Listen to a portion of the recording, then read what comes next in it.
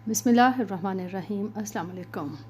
आज हम पहुँचे हैं अपने घर के सामने एक दरबार है। यहाँ पे बहुत पुराना दरख्त है, बोड़ का दरख्त है। बीच पे कपड़े भी बांधे हुए हैं जिस पे लोग मन्नतें वगैरह मानते हैं।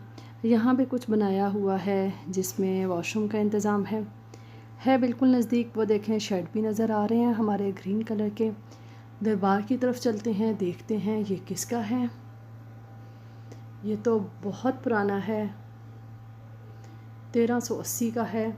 पीर अब्दुल करीम शाह साहब का है और खलीफा अव्वल हैं हज़रत ख्वाजा मोहम्मद यार साहब के।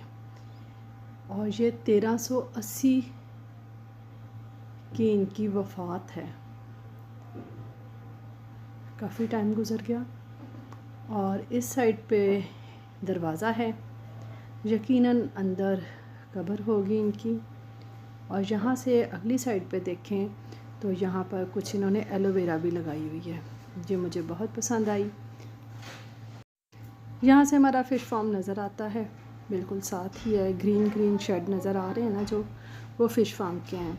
यहाँ से हम एलोवेरा लेंगे और घर जाएंगे। एक इन्होंने गाय भी बांधी हुई है और साथ ही खेत हैं। ले हमने ये हम एलोवेरा जेल ले आए हैं। एक पीस काट के उन्होंने दे दिया है। अब इससे हम अपनी स्किन केयर करेंगे, हेयर केयर करेंगे। जो कि यहाँ आके लगता है रुल गए हैं, वो है ना, रुलते गए हैं पर चस बड़ी आई है। शदीद गर्मी है, यहाँ गांव का खुला माहौल है।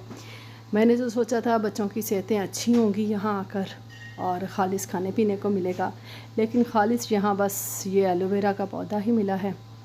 इसको छील के काट के कुछ स्किन पे लगाएंगे ताकि ईद आने वाली है, ज़रा फ्रेश सी लुक आए।